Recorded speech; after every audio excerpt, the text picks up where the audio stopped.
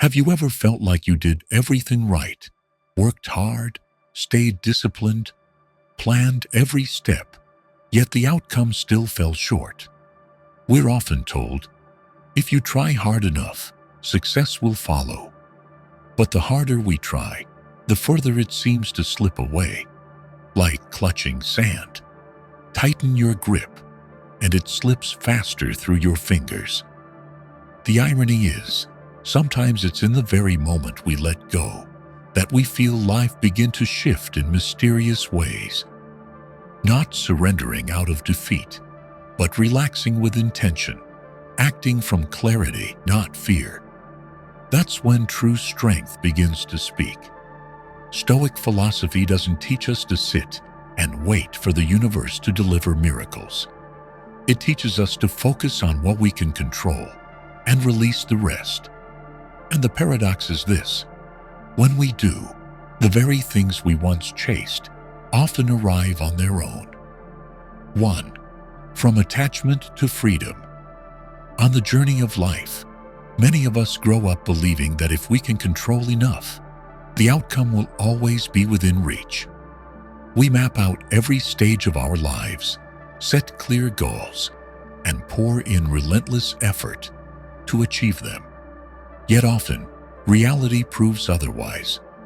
No matter how carefully we plan, there are things that happen beyond prediction, leaving us disappointed, anxious, and disoriented.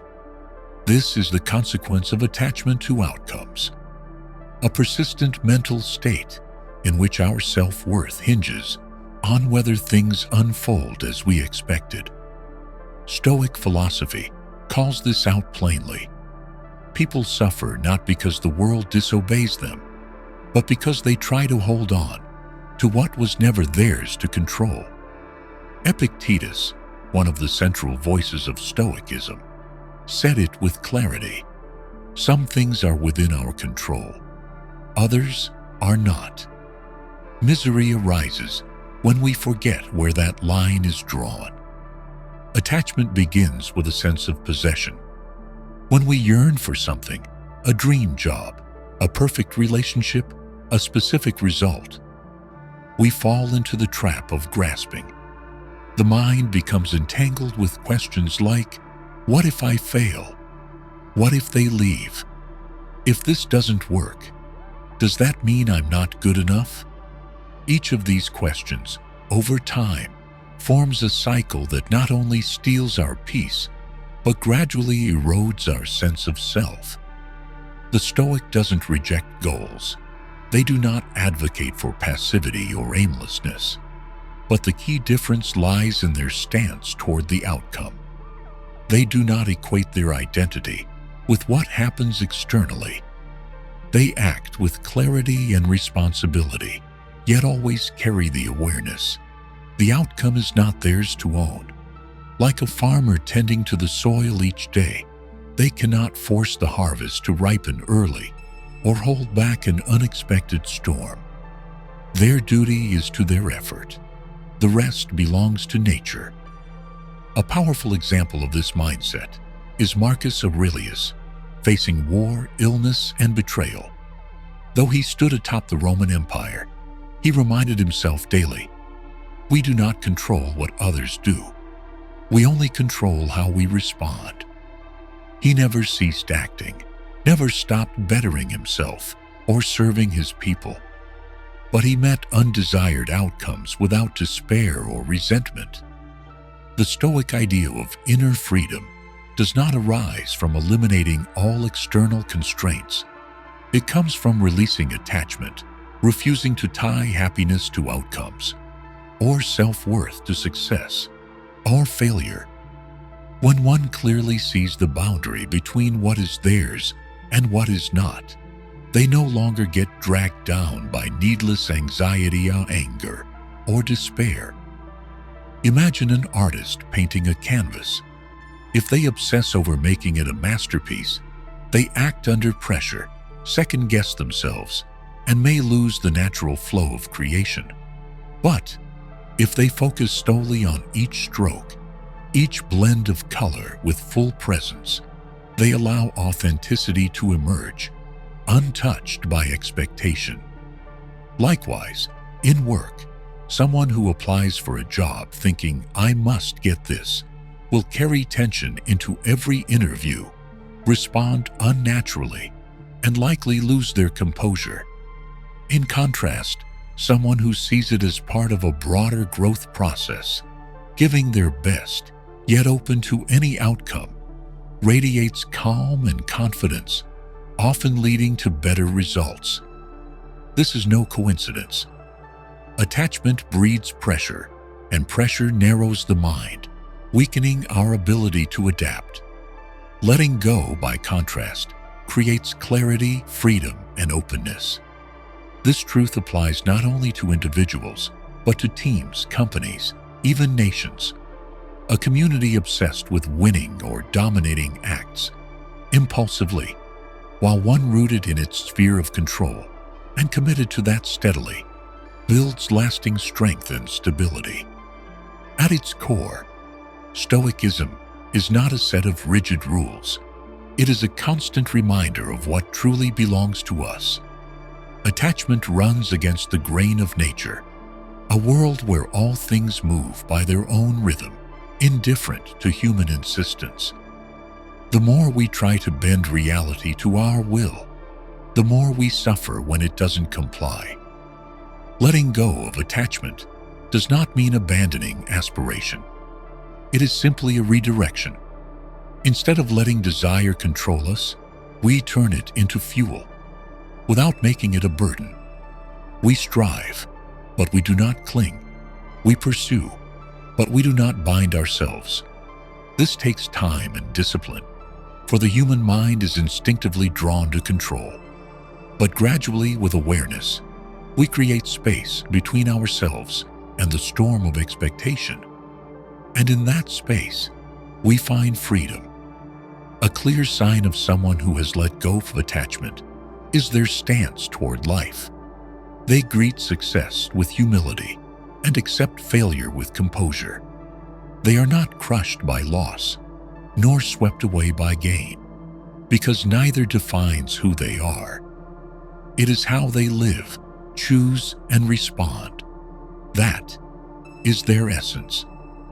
Stoicism does not teach us to run from emotion. It teaches us not to be ruled by it.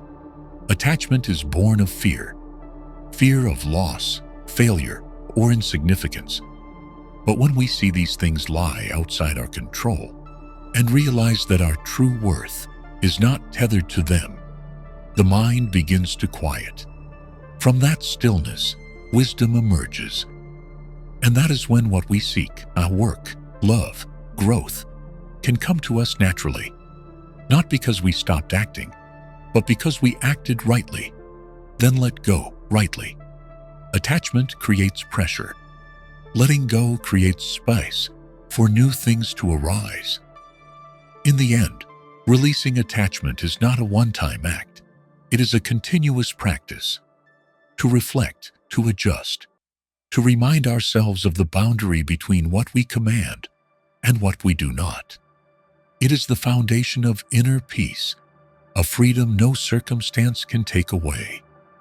And it is that freedom that allows us to live fully, act effectively, and connect deeply with the natural flow of life.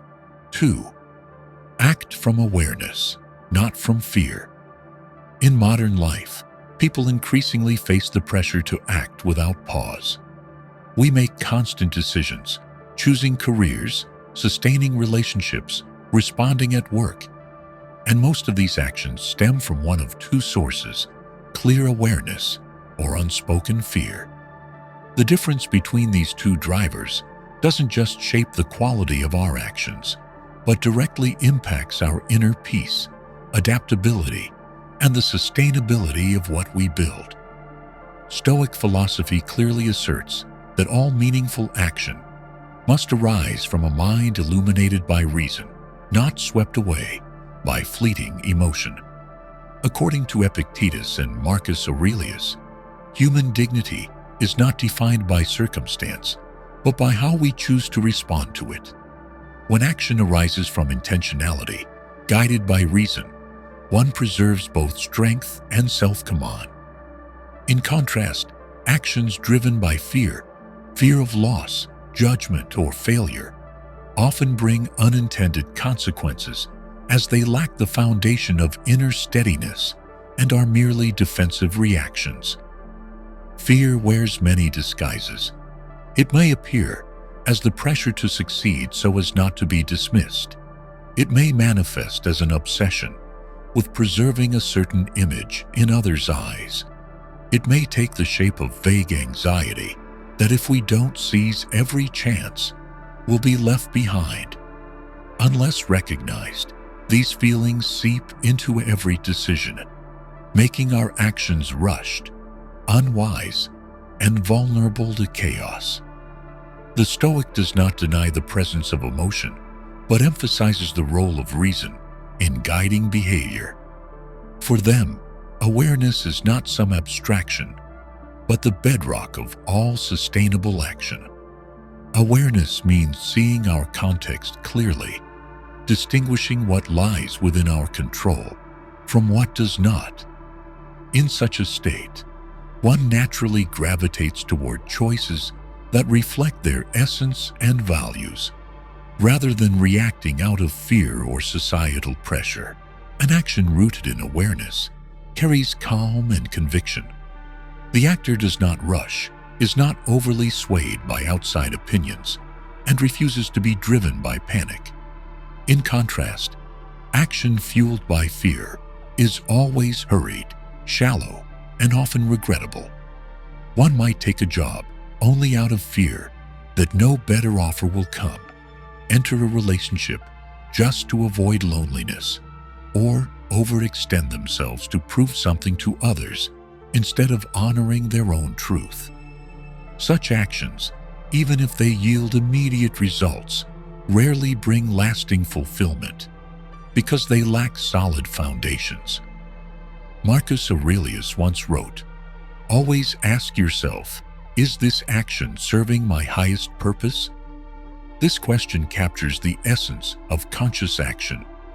It draws one inward, back to their chosen principles, instead of being pulled by emotions or others' expectations. By asking this before every decision, the Stoic creates a vital pause between stimulus and response, a space for clarity to emerge. In the Stoic discipline of life, slowing down is not delay, but a form of training. They do not resist emotion, but refrain from acting at its peak. They observe, discern, analyze, and act only once the mind is clear. This is especially vital in crises or high-pressure moments, when most people default to reflex rather than conscious response. A clear example of acting from awareness can be found in military leaders or entrepreneurs who succeed during crises. They do not make pivotal decisions in anger, panic, or disorientation.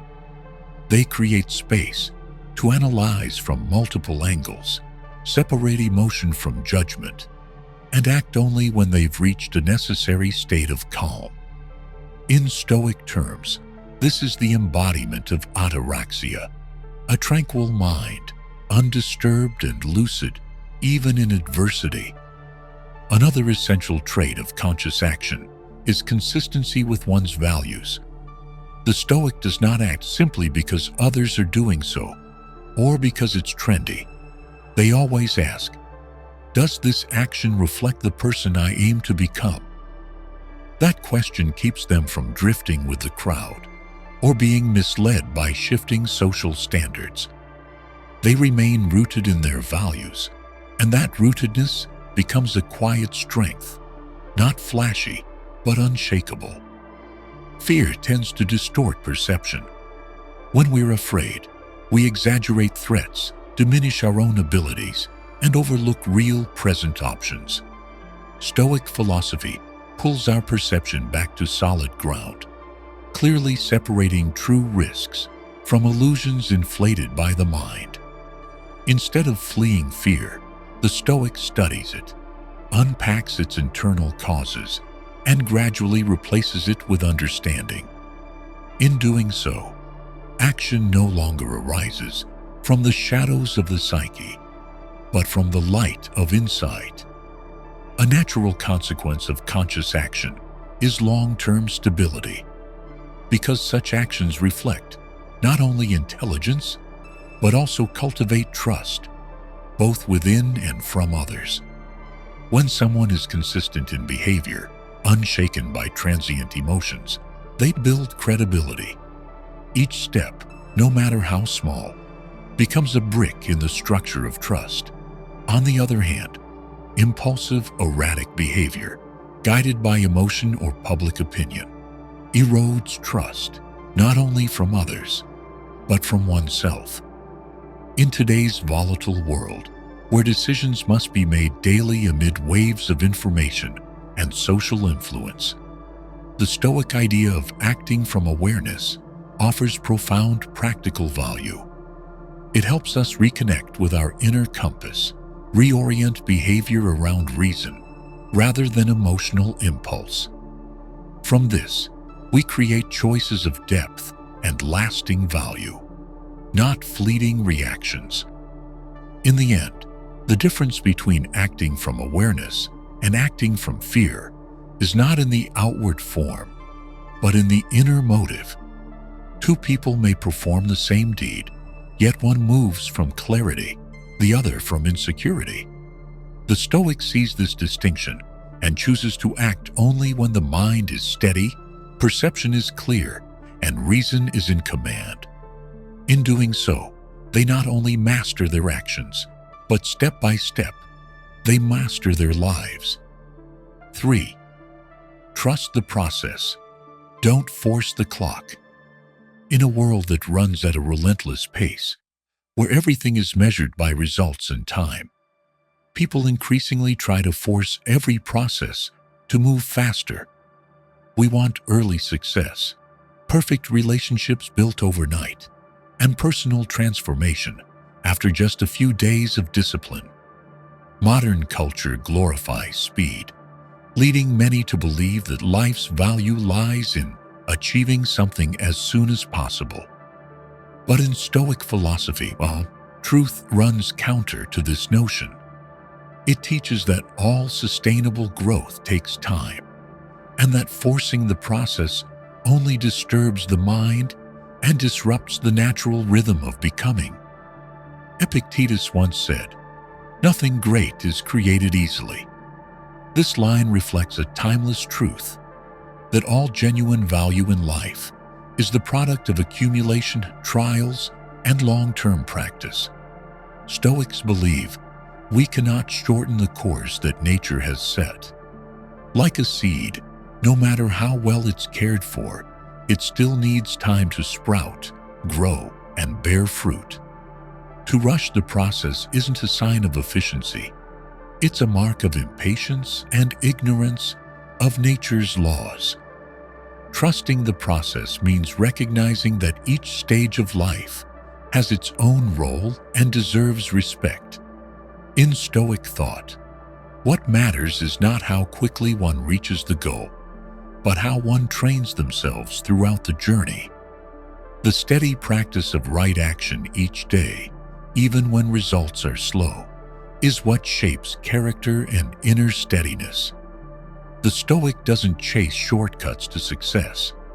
They commit to the long path, knowing only that path builds lasting strength. In his private writings, Marcus Aurelius reminded himself again and again that life is a series of small, repeated actions, not a race for results. Each act is a step on the inner path. In his philosophy, consistency in virtue, compassion, and mindfulness in each decision is the real measure of success, not the pace that others might observe from the outside.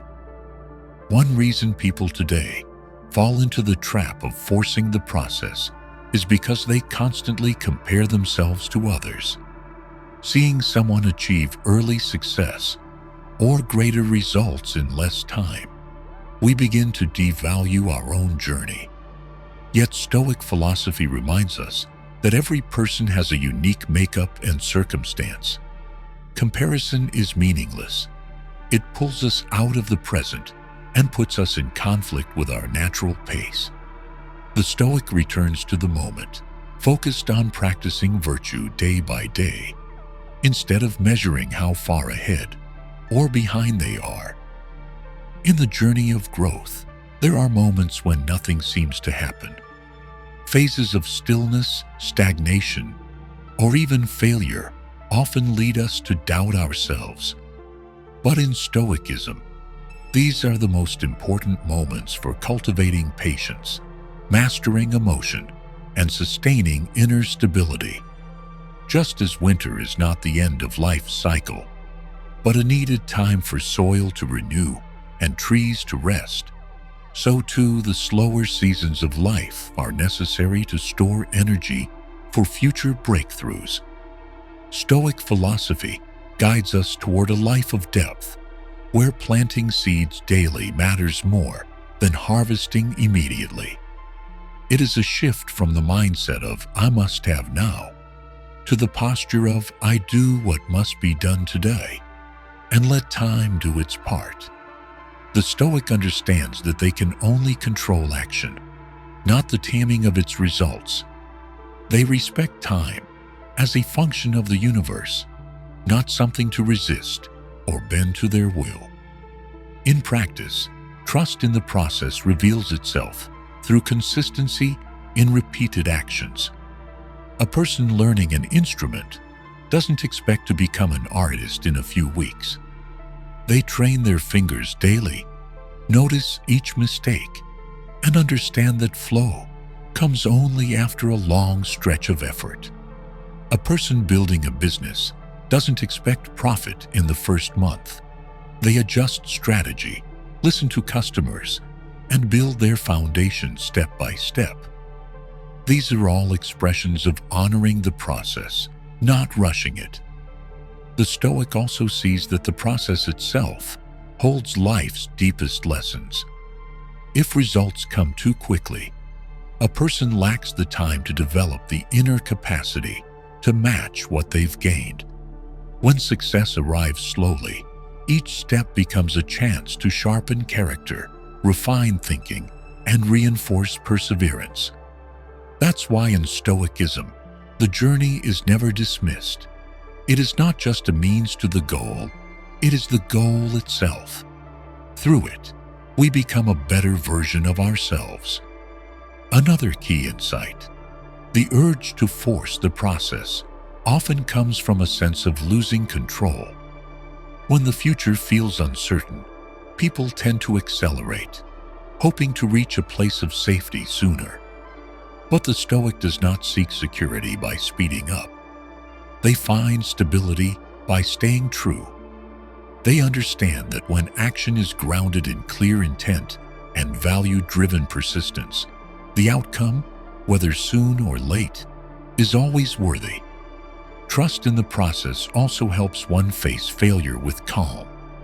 Instead of seeing failure as a dead end, the Stoic views it as a natural part of the path to maturity. They do not let setbacks corrode their resolve, but treat them as data to refine their actions. With this mindset, failure is no longer a threat, but a quiet teacher pointing the way forward.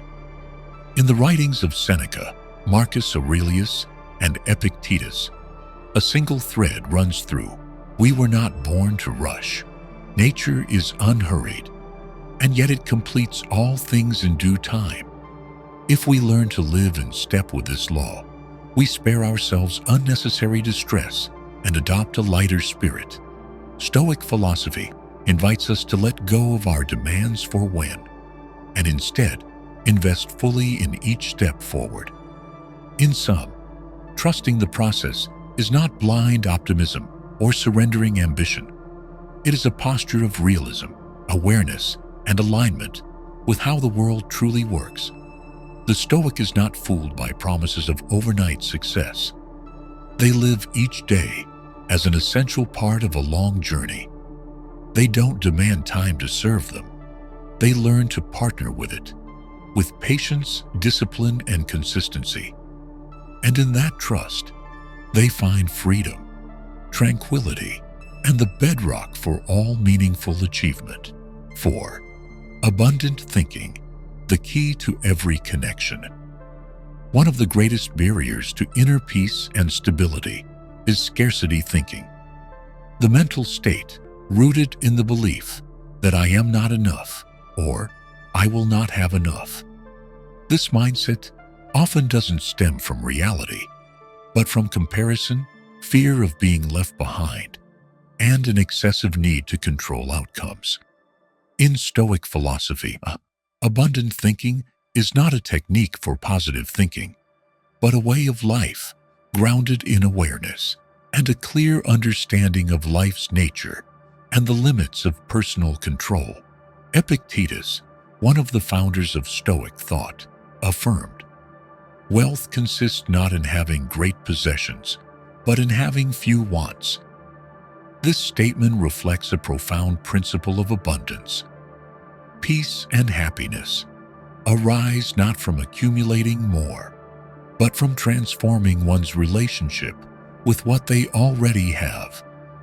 The Stoic does not measure success by the number of possessions or relationships, but by the ability to remain self-directed, uphold inner values, and live in accordance with nature without dependence. Abundant thinking begins with ending comparison. When one constantly measures themselves against others by income, status, relationships, or accomplishments, they unknowingly place themselves in a position of lack. Comparison is a quiet form of self-denial. The Stoic understands that each person walks a unique path, shaped by distinct circumstances and aims. Judging self-worth by external standards only invites inner turmoil. In contrast, abundant thinking allows one to focus on their own journey, to recognize and appreciate what is already present instead of fixating on what is absent. Another essential element of abundant thinking in Stoicism is independence from results. When people tie their emotions and self-worth to the outcomes of their actions, they become vulnerable to external forces beyond control. This breeds insecurity, the foundation of scarcity. The Stoic, however, acts with the clear awareness that only their actions lie within their command. The results do not. Letting go of expectation opens the door to peace. Free from the need to achieve something, one becomes more present in the doing itself. That is the state of abundance. Scarcity thinking often manifests in toxic relational patterns. When someone sees the world as a place of shortage, they treat opportunity, love, and recognition as limited resources. If someone else has, then they must go without. This breeds competition, envy, and manipulation. Stoic philosophy offers a way out by emphasizing self-sufficiency and inner fullness. When a person deeply believes they need nothing but their own self-command to be free and at peace, they no longer play the games of possession or fear being left behind. They relate to others not from lack, but from sufficiency. Gratitude is a vital part of abundant thinking, but to the Stoic, gratitude is not simply listing positives each day. It is the deep recognition that life is impermanent and that nothing, health, love, wealth, is guaranteed to remain. From this awareness, one learns to cherish each moment, every person they meet, every opportunity they're given. This appreciation does not come from fear of loss, but from understanding that all things are fleeting. Living with this mindset, one is no longer driven to acquire more, but learns to be fully alive with what is already there. In their relationship with material goods, the Stoics' abundant mindset is equally clear. They do not reject ownership, but refuse to be ruled by it. They understand that true worth lies in using wealth as a tool to support a life of virtue and purpose, not as a symbol of identity. By not clinging to possessions, they preserve inner freedom, what Epictetus calls true liberty. A Stoic can live in wealth without arrogance, and in simplicity without feeling deprived. A subtle but powerful aspect of abundant thinking is one's relationship to time. In scarcity, time becomes an enemy, always not enough, too late, or slipping away. The Stoic views time as a precious, uncontrollable resource and learns to use it wisely. They inhabit each moment fully, refusing to defer what matters to some distant point. They don't try to buy more time, but seek to live better within the time they have. This mindset frees them from time anxiety and fosters a deeper sense of daily sufficiency. Abundant thinking not only transforms personal emotion and behavior, it elevates how we interact in community. A person living in sufficiency has no need to prove, to win at all costs, or to see others as rivals. They are open to sharing, collaborations, and support, not because they expect something in return, but because they understand that genuine connection grows from inner wealth, not transactional need. When individuals think this way, communities become healthier, less conflicted, and more capable of enduring growth. Crucially, abundant thinking is not dependent on material circumstances. A person with little can still live abundantly if they understand that their value is not defined by a bank balance or external validation. Stoic philosophy teaches that true sufficiency comes from within, from detachment, independence from expectation, and mastery over the self. When this mindset is nurtured long enough, it forms the foundation for a calm and grounded confidence that no external condition can shake. In sum, abundant thinking in Stoicism is not blind optimism or naive positivity. It is a conscious system of perception and action rooted in a clear grasp of our limits, the value of the present, and the intimate link between inner freedom and gratitude. When one lives with this mindset, they free themselves from the chains of mental scarcity and become the kind of friend, companion, and leader who uplifts others through their very presence. For abundance, at its core, is the mind's quiet realization that it lacks nothing. And when we no longer feel lacking, we no longer need to grasp, prove, or hold on. We simply live, fully present, and connect from the sufficiency already alive within us. 5. The power of calm in action. In Stoic philosophy, calm is not merely a pleasant emotional state. It is the foundation of wise action. Calmness is not indifference or detachment, but the mark of a mind trained to remain unshaken by external events. In every situation, whether crisis, loss, or success, the Stoic centers action on composure. It is the expression of reason governing emotion, of one living by the ideal human nature, self-directed, lucid, and consistent. According to Stoic thinkers, we cannot control what happens outside us, but we have complete control over how we respond. And the first response, the one that shapes all action, is our ability to remain calm. When a person loses composure, they lose clarity, leading to rash, mistaken, or counterproductive actions. In contrast, calm allows a person to see clearly, recognize what is within their control, and choose their response with intention. Marcus Aurelius, Roman emperor, and one of the foremost Stoic philosophers, repeatedly emphasized the role of calm in political decisions, military leadership, and personal life. In the face of betrayal, war, or plague, He sustained rational analysis and refused to let anger or panic dictate his behavior. This is what made him one of history's most respected leaders.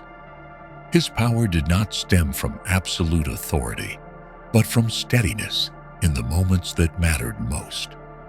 Another often cited example of the power of calm is Captain Chesley Sullenberger, who successfully landed U.S. Airways Flight 1549 on the Hudson River in 2009, saving all 155 passengers. Though the plane lost both engines shortly after takeoff, he did not panic. In just minutes, he assessed the situation, ruled out dangerous options, communicated with air traffic control, and made the right call. His calm wasn't instinct. It was the product of decades of disciplined training, systematic thinking, and the ability to stay rational under pressure. This is a clear demonstration of a Stoic principle. The best action comes from the most stable mind. Stoic philosophy holds that emotions are natural, but action must be guided by reason.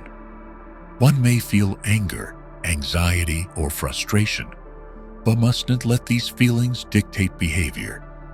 Just as an archer knows that only a steady hand can send the arrow true, the Stoic knows that a calm mind is the prerequisite for effective action.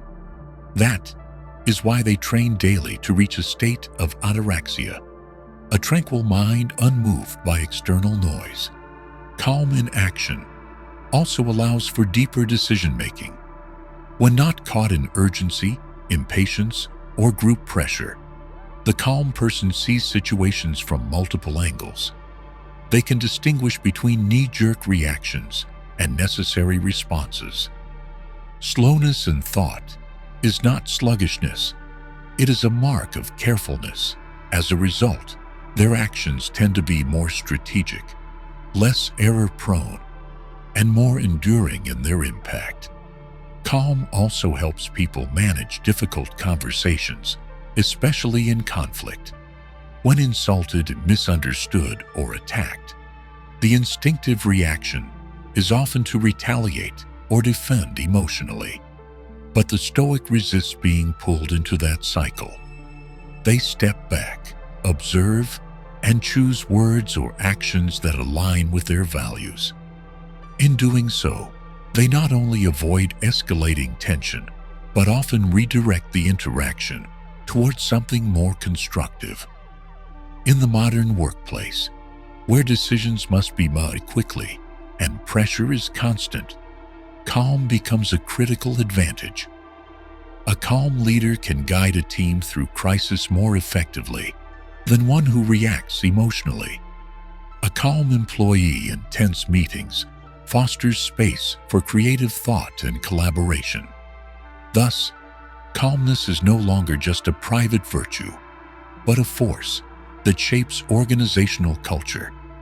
Stoics do not assume that calm will arrive naturally. They see it as the result of conscious training and deep awareness.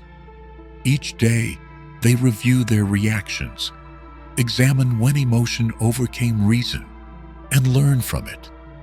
They often use journaling, a vital tool for observing the mind, to reflect on their behavior and refine their future responses. This self-examination helps them become more mindful in similar situations ahead. A profound sign of calm is the capacity for acceptance. Calm people aren't that way because life treats them gently, but because they accept what happens without useless resistance. They do not lose reason in hardship because they understand adversity is part of life. They do not lose direction when results fall short because they've learned to separate self-worth from external success or failure. This attitude keeps them steady and shields them from being broken by circumstance. Calm also provides the ground for compassion and empathy. When the mind is free from fear, anger, or anxiety, one approaches others with understanding. They listen without judgment, respond without aggression, and support without coercion. This is what makes authentic, lasting relationships possible. In an increasingly polarized and reactive world, calm interaction is a rare and vital gift. What sets Stoic calm apart is that it does not mean silence or withdrawal from life. The Stoic does not seek peace by retreating from society or refusing action. On the contrary, they engage fully, acting decisively, facing challenges head-on, while keeping their mind free from the sway of praise or blame, success or failure, or outer chaos. This is the true source of their resilience. In the end, calm is not merely a way to feel better. It is the cornerstone of effective action, healthy relationships, and unshakable strength. In Stoic philosophy, calm is not a gift from fortunate conditions, but the result of inner discipline, of mastering one's perceptions and emotions. When someone reaches that state, they can stand firm in the storm, see clearly through the fog, and act with a clarity that can be easily shaken. 6. Living fully in the present. One of the most foundational and practical principles in Stoic philosophy is the practice of living fully in the present. The Stoic does not view the present as a mere waiting room for a better future, nor do they carry the past as a burden to be clutched. They emphasize that the only point in time where we truly live, where our agency can be fully exercised, is the present. All worry, regret, or anticipation exists only when we abandon the moment and drift into the past or the future. Epictetus once said, "It's not the events themselves that disturb people, but their judgments about those events." And most of these troubling judgments do not arise in the present. They are echoes of old memories or projections into the future. The Stoic teaches that racing toward a goal or dwelling on past mistakes both cause us to miss the only chance we ever have to effect change, the present moment. Living in the present does not mean discarding the past or ignoring the future. On the contrary, the Stoic honors the past as a vault of experience and sees the future as the natural result of present action. Yet they do not allow either to distract the mind from what is being done now. They act with full attention. Each word, each gesture, each thought becomes an expression of awareness. This is the mark of a strong mind, a mind not pulled by what cannot be changed or what has not yet come. Marcus Aurelius, in his Meditations, wrote, "Concentrate on what's in front of you. Don't be distracted by what might happen. Deal with what is happening, justly, rationally." This is not mere advice.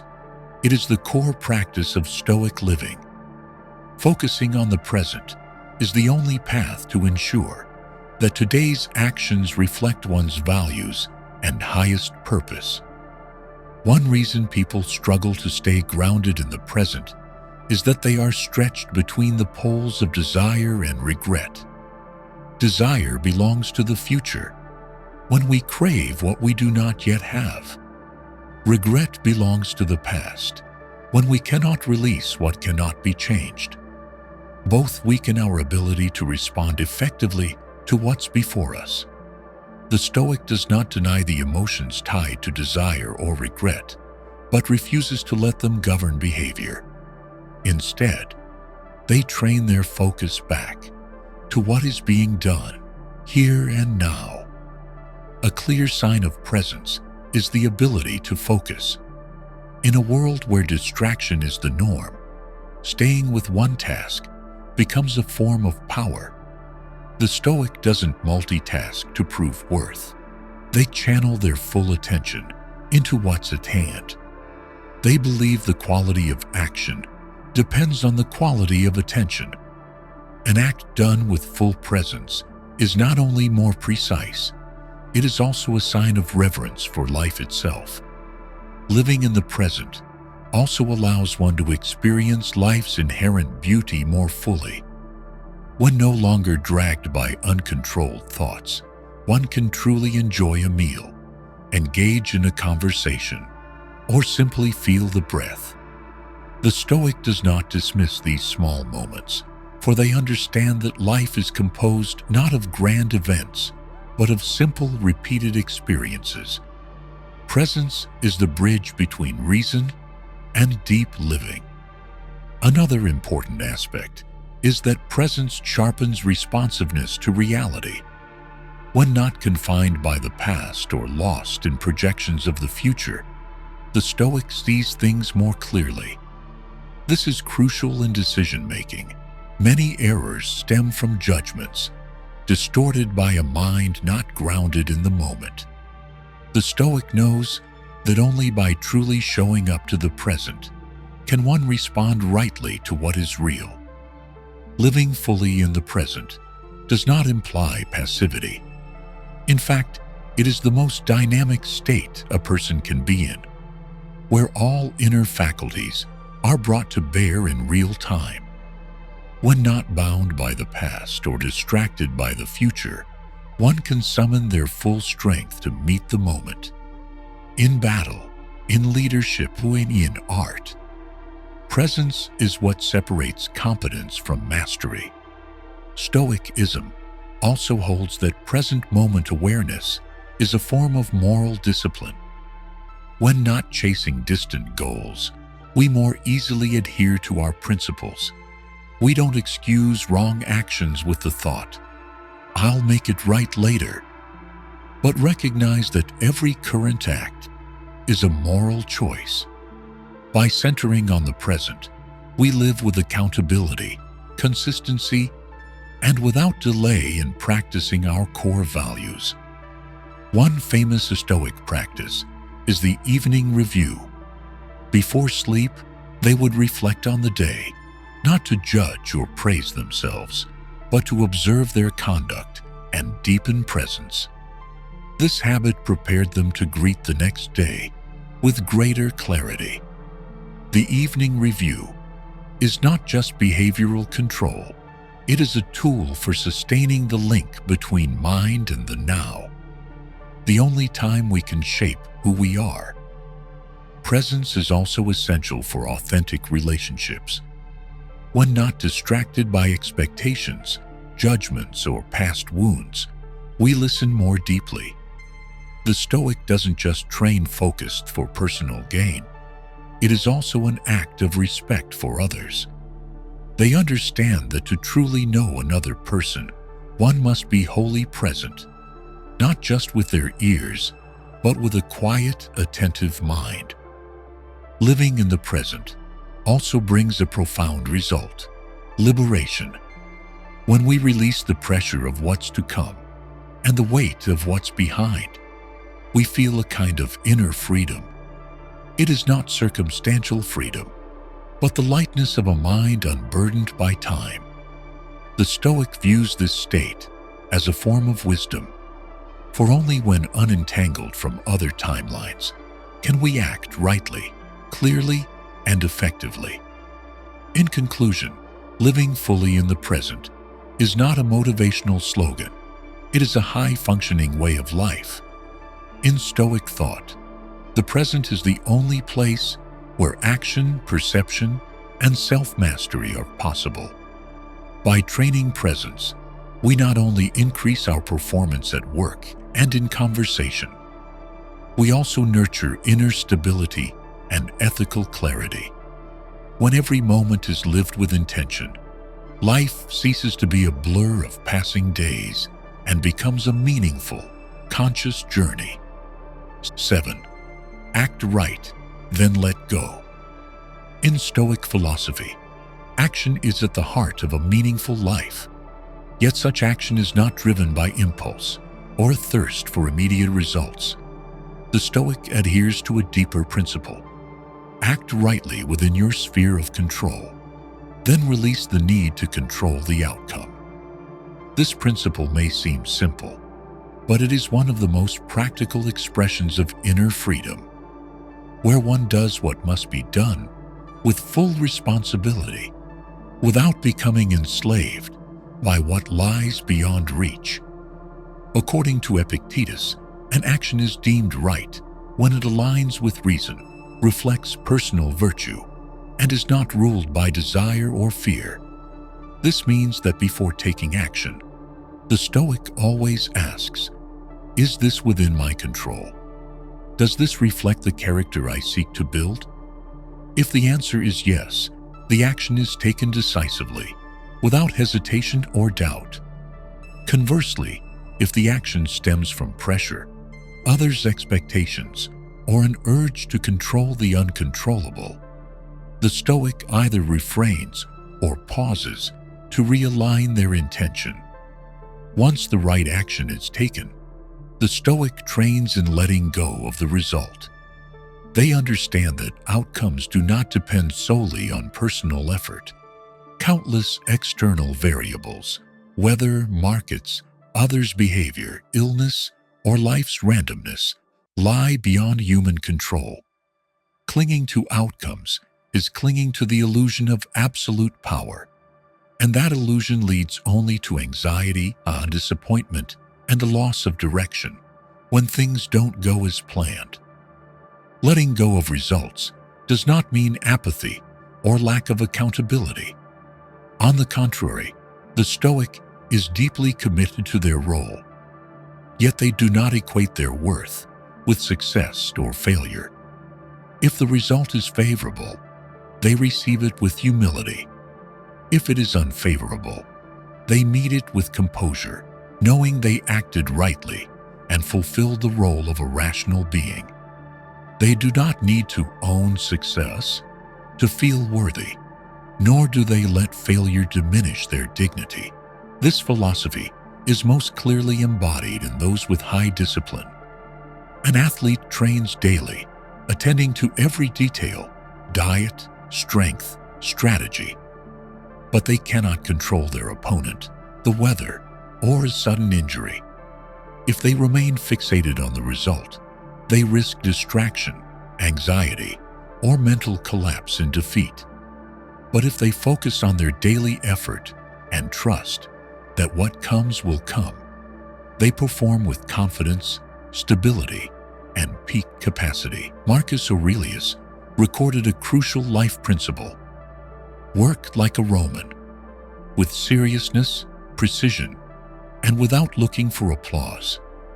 He wasn't referring to action for praise or for outcomes, but for action rooted in what is right, necessary, and expressive of rational nature.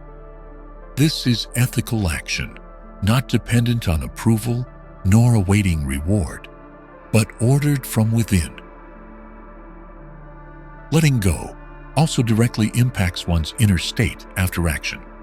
Those attached to results often feel restless, anxious, or disheartened when things don't go their way. They loop in thoughts like, "That should have happened. If only I'd done it differently. Why me?" These thoughts are not only unhelpful, but also corrode the spirit and prolong suffering. The Stoic, by contrast, returns to stillness after the act. They do not rewrite what's past, but continue the journey with a lighter heart.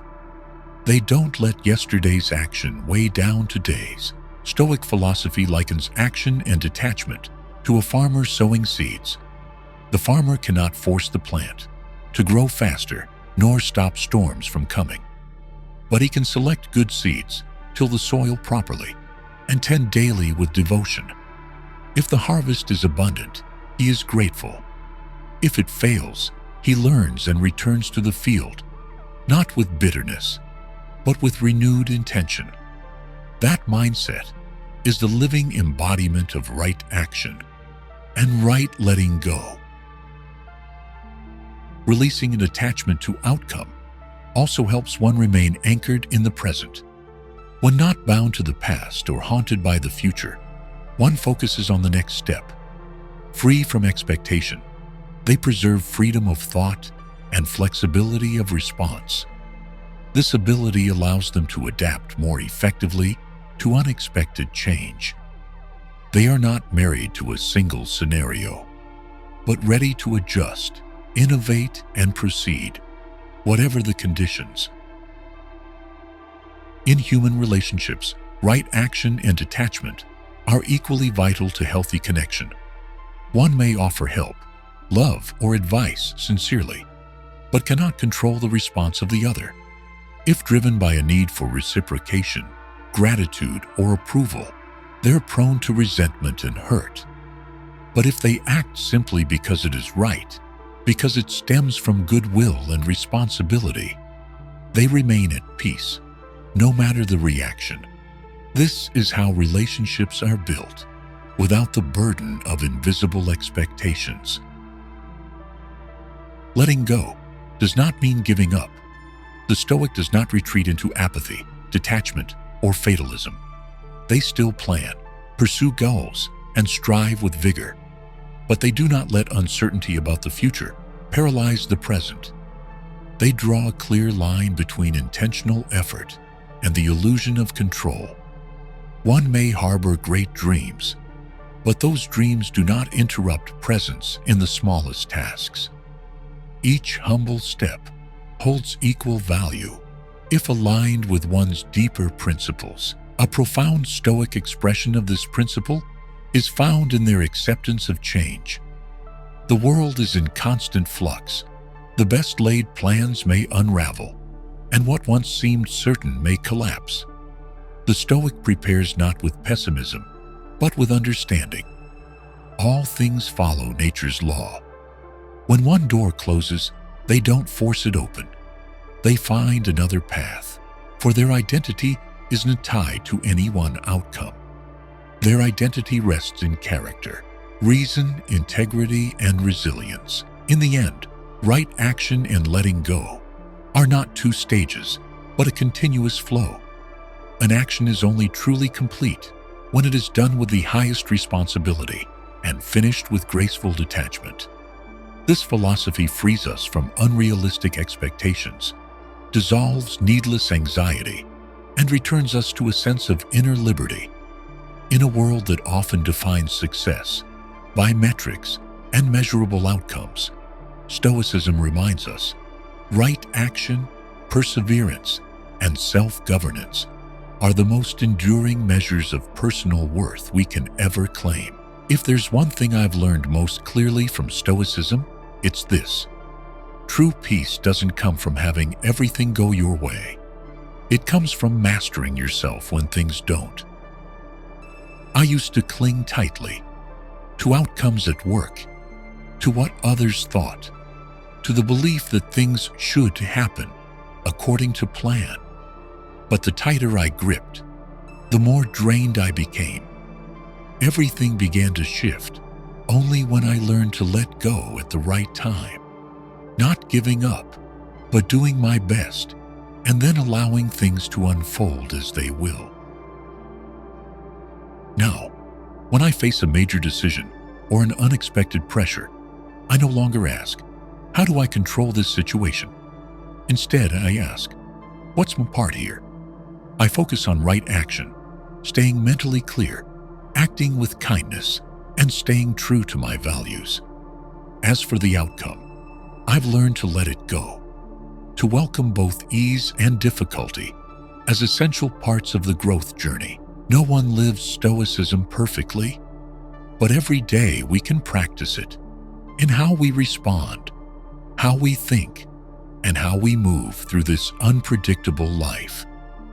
If you found this video valuable, please like, subscribe, and turn on notifications so you don't miss future content. And remember, you don't need to control the world. You just need to master yourself, one moment at a time. See you in the next video.